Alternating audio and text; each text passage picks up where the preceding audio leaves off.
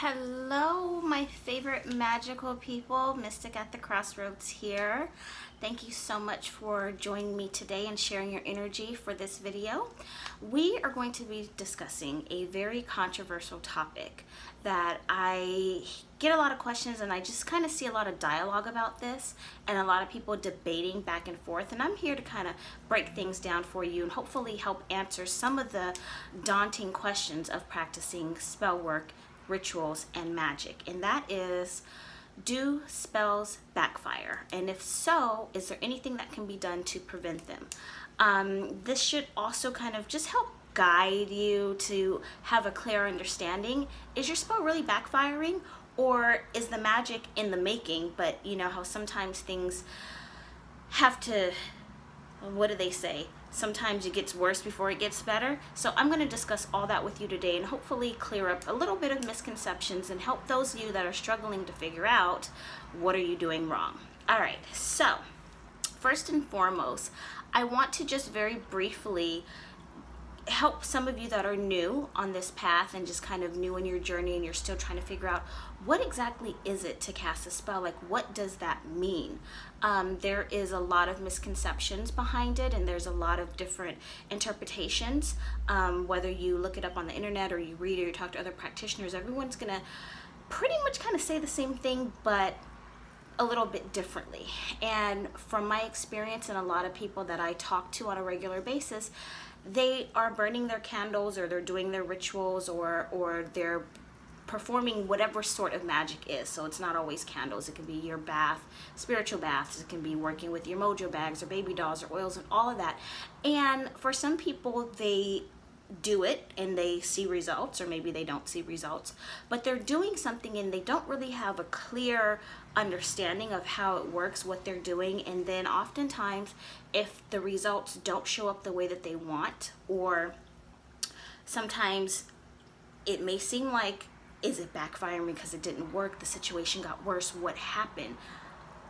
Are you doing something wrong? Maybe, maybe not. So that's what we're going to go over today. So first and foremost, what is a spell? What does it mean to cast a spell? So, and I'm going to try to keep this as simple as possible, especially for those of you that are beginners. But casting a spell is conducting and manipulating energy around a situation or a person to create a change or an outcome that you desire, that is favorable to you, okay? As all of you know, I'm sure if you're watching this video, you have done some homework, so you know that there are pretty much a spell or ritual that can be done for almost anything. Meaning you can find a spell for almost anything. That doesn't mean it will be successful, but there is lots and lots of information out there. So let's think of it like this. You're sending energy to a situation to cause change, right? We're clear on that. So kind of one of the examples that I use when I teach my Candle Magic for Beginners course is when you are, let's say you're mailing a letter, right?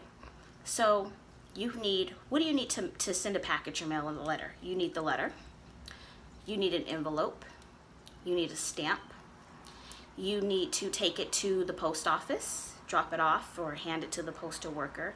They do whatever it is that they do, the sorting and the processing and the scanning and all that stuff. I don't really know how the postal service works in detail, but you get what I'm saying. And then it gets handed to the postal delivery person who finally gets it to its destination, right? It's the same thing when you're working with a spell. So a lot of people ask, what is a petition? And a petition is your request. What is it that you want to see happen? And that would be equivalent to the letter, okay? The tool that you're using to send that letter would be the envelope. So we're going to say Candle Magic, for example, because that's what I practice and that's what this channel is all about. So the candle is equivalent to your envelope. So you put your letter into your envelope. You recite your petition, or you charge that candle with the intention, okay, of what it is that you want. you also add your herbs, and you add your oils, and you add your glitters, and you add whatever it is, that you're using to charge up that candle with this energy, your crystals, whatever that may be, right? So then, well, if you put a letter in the mailbox with no stamp, it's not going to get very far, right? So that's the same thing as you prepared the candle and you didn't light it, or you prepared the candle and you lit the candle, but you just lit it. You didn't take some time with speaking your intentions over it and praying over it and really charging it up. You just lit it and walked away. So we're going to say that that flame from that candle, that's your stamp, okay? Now, you can take your letter and your envelope and your stamp, but unless you carry it to the post office, it's not going to get very far, right? So you go and you deliver it to the post office, and you're sending it off to wherever it is that it needs to go. And that is the energy, okay? That's the energy from your flame is carrying your request to the heavens, to the ethers, to the universe, to the god or goddess or deity, or whatever it is that you identify within your practice. And the universe is the post office. They are processing your request. They're making the changes and shifting things around, and it's going from this bin to that bin, to this person, that person, on the plane, off the plane, to the next post office. That's the universe working behind the scenes, right? And then finally, it gets to the postman, who delivers your request, and or maybe we'll stretch it a little further. Maybe you're, you know how sometimes you have to send a written request for things, so maybe like your credit report, you got to send a written request for your credit report or whatever. You're waiting for a response back, right? So the deliverance, the postman, your postman at this point, is dropping your mail off in your mailbox. Those are your results. That is the response to the letter that you sent. So hopefully that kind of breaks it down. So that's what a spell is. And working a spell is utilizing a set of tools with a specific intention, done a certain type of way. So a lot of people say, well, what's the difference in a spell and a prayer? Well, essentially you're saying a prayer during the spell, but now you're using tools that can also help carry that vibration, that intention, that request out. You're not just praying and you're like, okay, I said my prayer and it went somewhere, I think, hopefully, but this is a little more intricate, because you are ensuring that what you are asking for is getting sent up there or out there or wherever there is, right? It's like the cloud. It exists, but nobody knows where it is. So that's just a basic breakdown of what performing a spell is and a ritual. Rituals are done multiple ways. We all know that. And I won't get into all those different ways, but there are multiple ways of sending the energy out to the ethers with the hopes of getting a response back and getting the response that you want back. Because you may get a response, whether or not it's the one that you're looking for is what we're going to figure out today. All right, so can a spell backfire? The short answer to that question, and if that's all you want to know, the answer is yes. It can. What goes around comes around. What goes, it's like a boomerang. What you send out, it'll come right back to you. And if that's the only thing you want to know, then you can pause this video right here and move on. But let's dig a little deeper to see, what can I do to prevent that from happening, okay?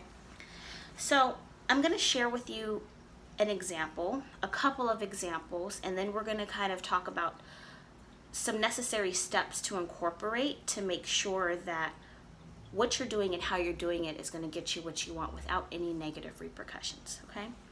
So we'll take me, for example, and I'm speaking from experience. Several years ago, when I worked in, corporate America, I worked for a very prestigious medical office and yada, yada, yada. Like a lot of you that have to deal with coworkers and being in a work environment around people that, some are okay, some aren't. I'm sure you'd much rather be at home, but there always seems to be that one person in the workplace that is like, oh gosh, they don't need to be here. Like, they're really bringing everybody down, right? Maybe you just have that bad coworker. Sorry to say it, but it is.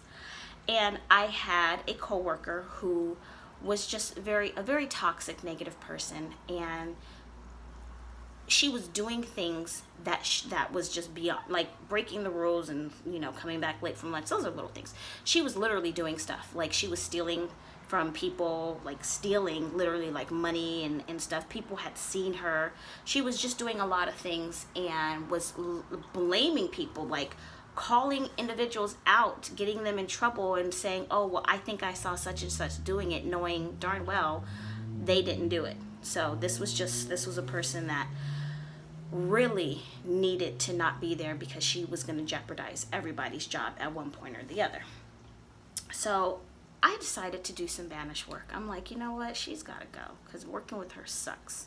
And it's making the environment, it's making my job a lot more difficult. So I hot-footed her and black salt and everything, and I did that for about 3 to 4 days. It worked very quickly, like so fast.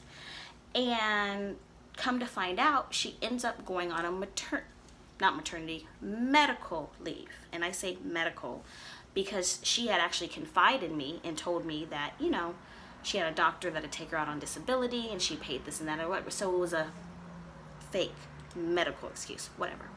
So she gets taken off work for 4 months, twice. Oh, hold on. Sorry, guys, I was getting a cramp in my foot.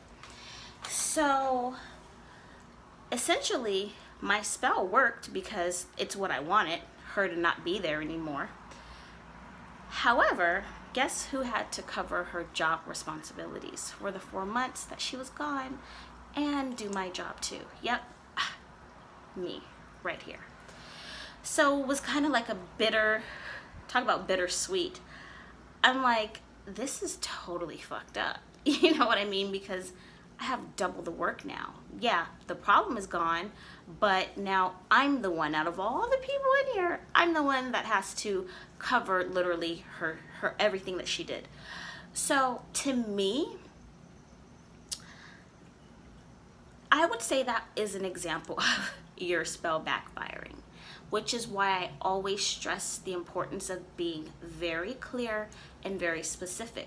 I never thought for 1 second, you know, to say or to do something within that ritual to make sure that her job responsibilities wouldn't fall on me. Quite frankly, I felt that she needed to be terminated, and I didn't ask for that. I just asked for her to leave, to like be removed, and that's exactly what I got. You see what I'm saying?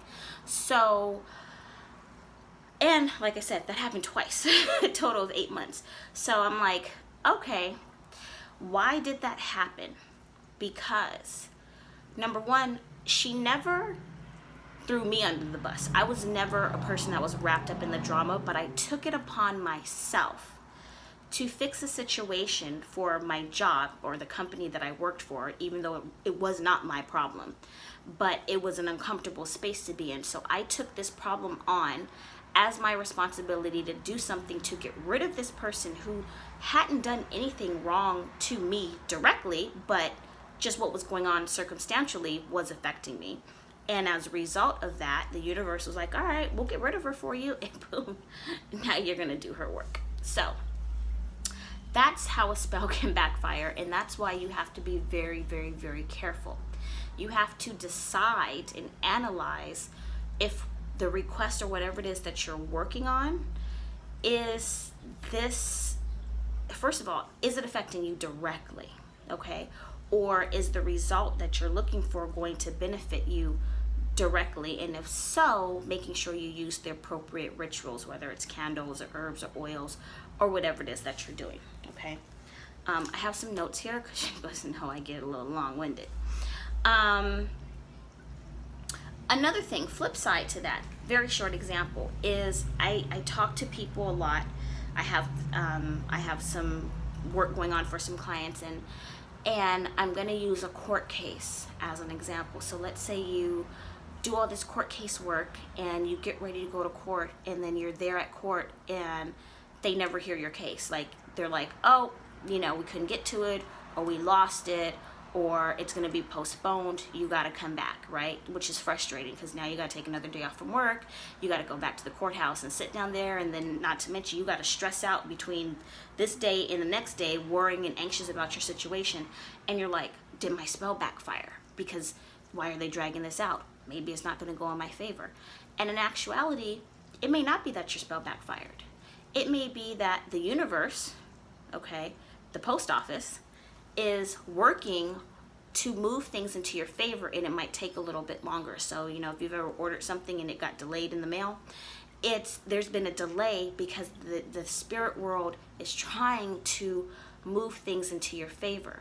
I've had someone even tell me they had the judge that they thought they were seeing was taken off their case, and they were freaking out, and it turned out that the judge that they got granted them what they wanted in court, and chances are the original judge wasn't going to do that. It wasn't going to go in their favor. So you got to kind of look at it from a different perspective and question, is this really backfiring, or is it going to work out in my favor?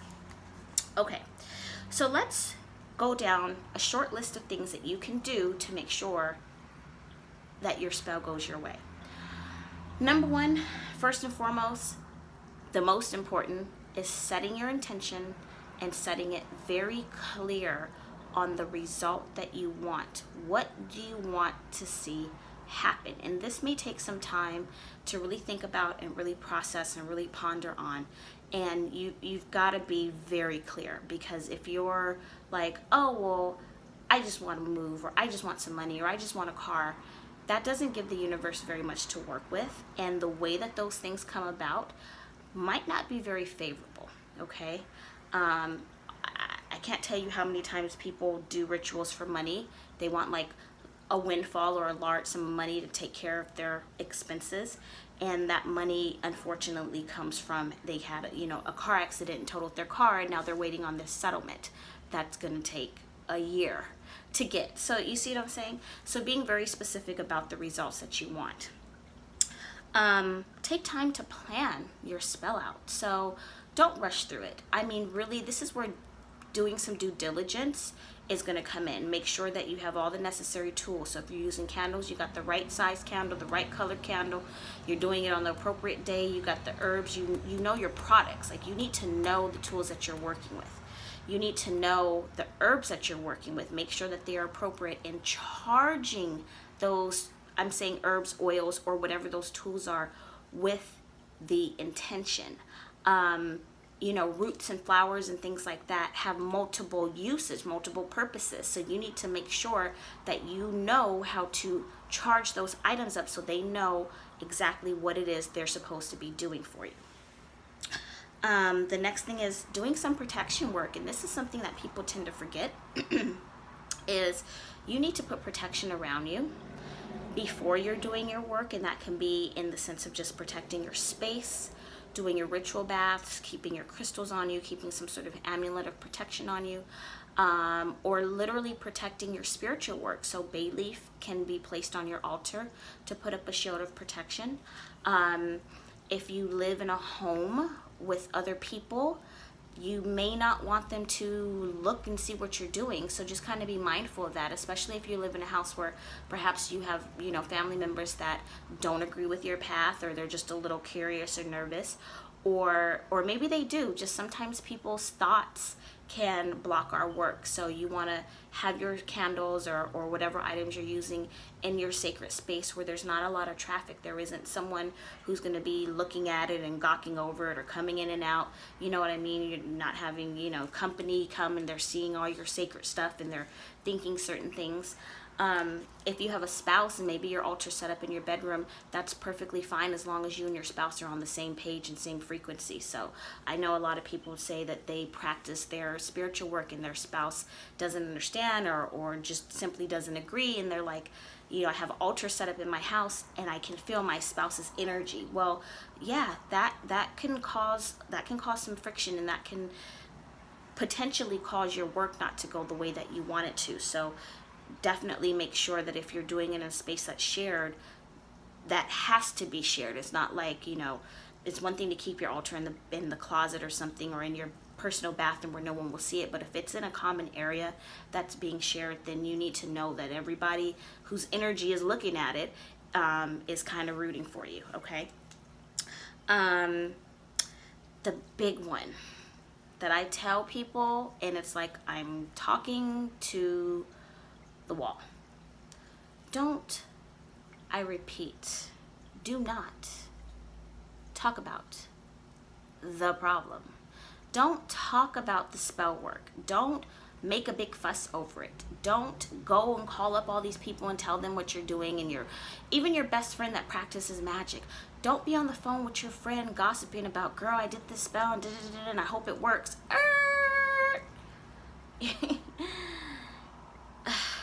Don't do that, okay? The more you talk about the situation you're trying to change, the more of the situation you're creating versus the change from happening. So don't do that, okay? Don't start your work off with wondering, I hope it's going to work. But what if it doesn't? Oh, then that's initially, because a spell starts from when you first think I need to do something about this. I think I want to perform some spiritual work.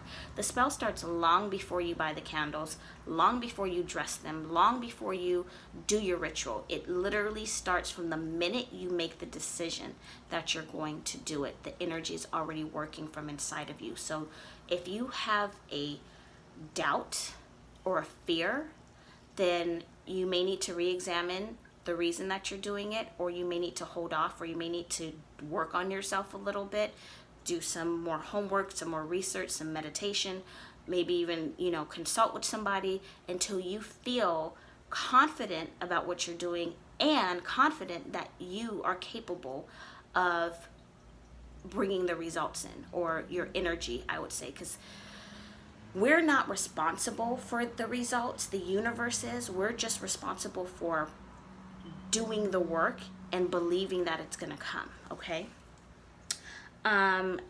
Make sure you do your spiritual work when you're feeling aligned with it. So if you don't feel good, if you're feeling sick, if you had a bad day, if you're just overly emotional about the situation, unless what you're working on requires some emotion. So if you're doing some banish work, or you're doing something that hurt or that anger needs to go into that, then that's one thing. But try to stay away from manifesting things, positive things for your life, when you're kind of in a funk, because that funk is what's going into your work. And number one, it's not gonna be charged up the same, and number two, that could cause it to backfire, or it could cause you to attract that funky energy that you're carrying, versus that I know I'm gonna do this ritual and it's gonna work. It's about to work, you see. Last but not least, it is crucial to focus on the result, the desired outcome. Meditate if you have to. Spend a minute or two with your eyes closed, envisioning, and this is where your imagination comes in, like when you were a kid. You need to envision seeing what you want happen and go in your favor. Envision that judge dismissing the case, okay?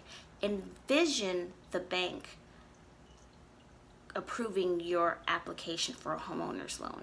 Envision your partner shopping for that engagement ring, then surprising you with it.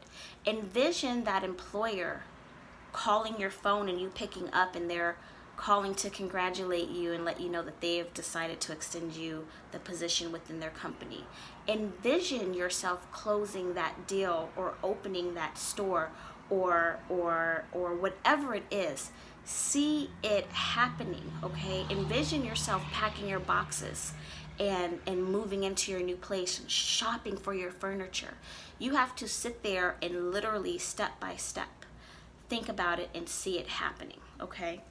And I will, in another video, which I'll probably do after this, share with you how I manifested my new car, accidentally on purpose, and how the visualization played a huge part in that. But that'll be in part 2. It won't be in this video. All right, you guys, so I'm trying to keep this short. I do hope that this information was helpful and has given you some pointers and just kind of cleared up the difference in backfiring and not backfiring, what you can do to try to prevent it. There was one more thing that I wanted to add to this. Oh, yeah. And this isn't to debate whether a spell is ethical or not. That's it's not for me to do.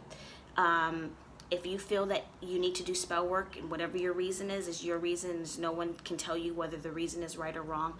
but you do need to have some sense of responsibility. So if you're doing a spell, and I'm just going to be really frank, if you're just doing it out of spite, if you're just doing it because you are upset or you're angry, you can't control your emotions over something, and the situation didn't actually bring you any harm, it may have ruffled your feathers and upset you, but it didn't cause any problem in your life, and this is with baneful magic specifically, then, you know, doing your payback spells or reversal spells or things like that, you might want to really consider whether or not that's a good idea, because doing something out of spite will have a faster chance of backfiring and showing some repercussions. So, and I'm going to use this example. This is just an example, guys. Please don't get mad at me. But, you know, you do a spell to maybe break up somebody, okay? I'm just going to leave it at that. I'm not going to go into all that. But maybe you do a spell to break up someone that doesn't actually want to be with you. Let's just say that. And you lose your job a few weeks later. What goes out doesn't always come back the same way that it's sent. So you have to understand that if you're doing things for maybe not really the right reasons, and again, I don't want to say right or wrong because I don't want anyone to feel like I'm putting them down for whatever their reasoning is, but if you're just doing something just to do it, you're playing with magic and you're like, well, I just want to see if it works, or, you know, your best friend pissed you off and now you're like, well, I'm going to do something just to get her back, just, you know what I mean? You might actually be the one that ends up suffering in the long run. And sometimes people don't see that because the two things aren't related, so they don't realize, bless you, they don't realize that it's a result of their magic. So just keep that in mind, okay? All right, that's it. That's all for now. I love you guys. Thank you so much for watching. Be sure to subscribe. Hit the thumbs up if you like this video. That way I know to keep producing content like this. If you want to talk to me privately, you can reach me through my website at oneritualaway.com. You're welcome to schedule a consultation with me by phone. And yeah. I will be back with another video soon. I love you guys. Mwah! And leave your comments below. Talk to you later. Ciao.